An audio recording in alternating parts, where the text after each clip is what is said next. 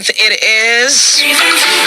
You may not know, and not all things are being observed, but this very important condition is also being observed and recognized and highlighted this month. It is called Idiopathic Intracranial Hypertension. Big word, don't? Yeah, but it's very important that we know about it, why it's being observed, what are the conditions, what are the symptoms, why is it important to us? So draw a little closer. We have a very special guest, no stranger to Gospel JAFM. She's right here inside the studios of Gospel JAFM to share with us on this very disease. Idiopathic Intracranial Hypertension, IIH disease. Her name is Alicia Robinson. She was a guest some time ago sharing her own condition and so forth. She's back with us and she's shedding some light on this condition and sharing with us her own personal walk and experience. Good afternoon and welcome to you, Alicia Robinson. Good afternoon. No, Alicia, you have to come up a little louder than that because you hear me sound louder. Come on, Alicia. Good afternoon. It's my first time seeing her. I think I've interviewed you twice over the phone or 3 times because you came to us sharing your condition. What was it about again? It was the same IIH, and we also contributed to the surgery. Right. You went overseas, you came back, you gave us a follow-up on that. How are you doing now? I am still struggling. Still have to be doing constant procedures because my cerebrospinal fluid pressure is still high. In April, I just had a new shunt placed, and I did a LP in August the 18th, and my pressure is still high. So I am working closely with my medical team to see how best we can control the pressure and bring me back to some normality that I can function on a day-to-day basis. I mean, within this month of September, you have a guest here too? You have a friend? I don't want to ignore you. I want to say hi to you. Who is your friend? I'm not sure if that microphone is working. Just come on over here and say hi to us. Who is your friend? Alicia, introduce him now. He's my friend, Chad Artel. He's Chad. A very good and supportive friend Aww. to me during this journey. Since I've been diagnosed, he have been walking the journey with me. How important is support when it comes to IIH, Chad? Hi, thanks for having us. So, support is very, very important because this is a condition. I've seen the ups and the downs that she has had, the constant headaches, the nausea, etc. So the support has to be strong. This condition is mimicking one of a brain tumor, and of course, someone being diagnosed with a brain tumor, this is so serious. They go into that emotional spiral. So you need someone there with you to walk with you along the journey, to be with you during those headaches,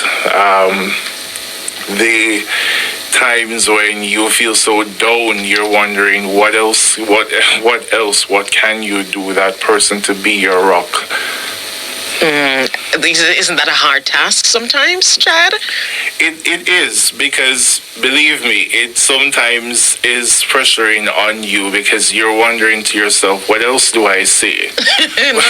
What else can I do? Oh my God. I'm encouraging you not to give up, but I'm not the doctor, so I can't take the pain away. Right. But being there to help, to pray with you, to sing with you, these things work. Wow. Right? We've been there, even cook for them, Right. just providing any level of support that you can. And has that been working for you, Alicia? Yes, it has. I'm happy for that. I'm happy for that. Big up yourself, Chad. And I mean, I think persons going through this condition and just about any other condition would want a friend like you. Just don't give up on me. Just hold out. I'm coming through. I'm there. And sometimes when you think they're there and your motivation work, Chad, everything just spiraled down. I'm like, oh God. But you start again and you keep going. I appreciate you so much for being here as well. All right. In your own words, though, Alicia, tell us what this condition is. What's the definition of it? Right, so idiopathic intracranial hypertension, sometimes called the pseudotumor cerebri, is a neurological condition where the cerebrospinal fluid pressure builds up in the brain, causing optic nerve damage, and pressure on the optic nerve that can lead to blindness, severe headaches, are some of the symptoms. So it's like a pressure in your brain, you say? Right, so the fluid that flows through the spinal cord is being built up on the brain. Okay. So it's like your brain is swimming in water. Wow. So it's been built up, causing pressure on the optic nerve. That's where the visual issues comes in and can lead to blindness. So for me, I've lost sight in my peripheral views, so I'm only seeing center focus. That's where the ophthalmologist comes in, and it's a close connection between the neurologist, the neurosurgeon, and the ophthalmologist. They go hand in hand. And then the severe headaches, which there are other underlying causes that can link to the intracranial pressure, like hypothyroidism, lupus, fibromyalgia. These are all the brain tumors. So persons with brain tumor do have the intracranial pressure. For me, it's idiopathic, so there is no known cause. So I am still trying to find what's causing my pressure to be severely high, because over the past 4 years I've been having severely high pressure, and I'm still yet to find out what's causing my intracranial pressure to be so high. Initially, the main symptom for you, what you experienced that sent you to the hospital in the first place, or the doctor, was the headache. I was having severe headaches for days, weeks, months, and this was for quite a while. And then my vision started to deteriorate, where it reached to a point where I couldn't see anybody. That's if you're not standing directly in front of me. I have to use voices to recognize persons. And I went to my GP, and he sent me to do the MRI, and the findings came back. So it got to that before you actually went to the doctor to get a diagnosis? Yes, because before I was being treated for migraines and sinusitis. Which we have to be careful for. Sometimes we take it lightly, Alicia. Yes. Because my brother, from time to time, he'd say he has a constant migraine, but he would ignore it and say, all right, probably I need to rest and stuff like that. But you come back again. Next week is the same thing. Next month is the same thing. You have to watch the headaches. Right. The migraines that you're struggling with. Check it out soon. As quickly as possible. Because the next thing, it's going to affect your vision, you say. Yes, because for me, I waited until it was late, because my vision started to deteriorate, and by the time I got diagnosed, my vision was really bad. So as early as possible, I would say get tested, because the migraines do contribute, and it causes the intracranial pressure to raise. So you just never know. So I'll say as soon as possible, get tested. There's no cure? Have you ever heard of any? So there is no cure based on what I've heard. However, there are medical treatments that will help you to bring relief. However, persons do go in remission, but after a period of time, the symptoms do come back. And your surgery was for what? What were you correcting again? My surgery, the first surgery I did was I had a shunt placed. So after I saw the neurologist and the ophthalmologist, so my optic nerve was swelling. I had papilledema, which is also another underlying condition linked to IIH. And I had to do a lumbar puncture, which is a minor surgery where they test the fluid pressure to see if it's high. When I did the lumbar puncture, my pressure was 55. And I did the lumbar puncture, and my neurosurgeon said that I have to get shunted. So the shunt is like a catheter tube where they for me, I have a lumbar peritoneal shunt, and that's placed in my spine down into my abdomen cavity, and it pulls the fluid from my spine down. That helps to relieve the fluid pressure. So that's the first surgery I did. And are you still on treatment? Do you have to still do surgery, procedures, therapy? What exactly, you have to do? Yes, I have. So I have to be constantly doing lumbar punctures. I have a working shunt. However, my pressure is still high. I have to be doing follow-ups with my ophthalmology. So it's still an ongoing process for me. Is there any ease when you do these things? Like, for the lumbar puncture, maybe after a 3-hour period, I will feel a little better, but my symptoms do come back after a while. Because for me, I've been suffering from severely high pressure. So within a 3-hour period, the pressure starts to build up back, and I'm back at square one. Today is a not so bad day for me. Having severe headache and nausea, but I can function. And I have to struggle through these daily. Work, at home. So I have to find a balance and pace myself. And this is where the support comes in, where friends will help me to do my chores, to help me out at work, cook breakfast for me, carry lunch for me, because it's a constant struggle. Is it that you're physically unable to sometimes, or it's more like mental? Yes, physically unable to. Okay. Because of the severe headaches, the blurred vision. Right. I do have blockouts in my vision, okay, where for a period I can't see. So it's the constant struggle on a day-to-day basis. I mean, with this condition, and if you're just joining us, we're here with Alicia Robinson.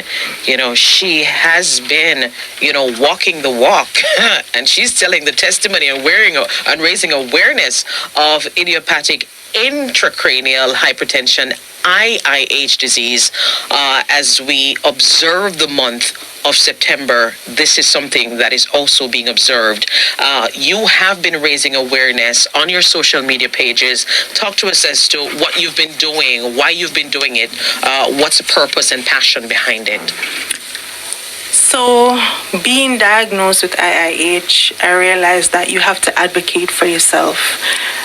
There are not a lot of doctors who really know about the condition, and going into the emergency rooms, sometimes they treat you for headaches, sinusitis. Right. So when I got diagnosed, I was a part of a support group on Facebook, and that really helped me to learn more about the condition.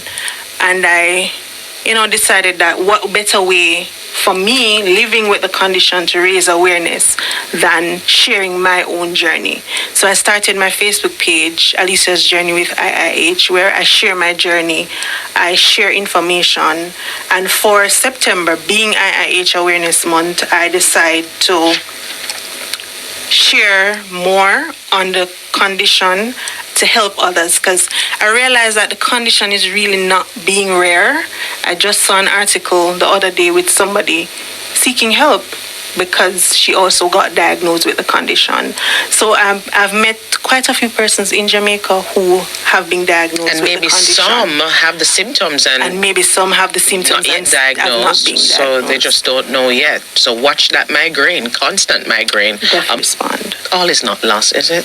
No, definitely not. I've come a far way. A far way. How many years? 4 years. Wow. So it's an ongoing process, and it is an ongoing step-by-step healing journey. You just have to be able to ride it out. Yes. And it may cost you some money too. It has been. Help us, Lord. But the earlier, as you said, you are diagnosed and start treatment, the better your chances are. Yes. I appreciate you so very much, Alicia, which we had all the time. I love to talk. And I love to reason concerning this. And I'm so happy that you're doing better. You look great. Thank you. And it's a privilege to meet you. Same and, here. to be able to support your walk and journey with this. Thanks again, Chad. You've been a big help. We appreciate you here in Radio Land, because you're just empowering others who may not have that support system. That, support system is everything. Yes. Alicia Robinson, all the very best, and thanks again for raising this awareness and making yourself available to just Thank you really so much. connecting with people and helping as much as you can. Thank you. All right, awesome. So that was Alicia Robinson there on Idiopathic Intracranial Hypertension disease, IIH, raising some awareness, letting us know, don't take it for granted. It's a condition where increased pressure inside the skull causes symptoms like severe headaches, vision problems, among others. It mainly affects young, overweight women.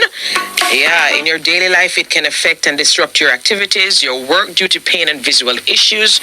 It requires medication and lifestyle changes, so ensure that you check out if you're having any kind of issue like that, the symptoms. Don't ignore that migraine. Don't ignore that blur vision. Check it out. All right? It's IIH month.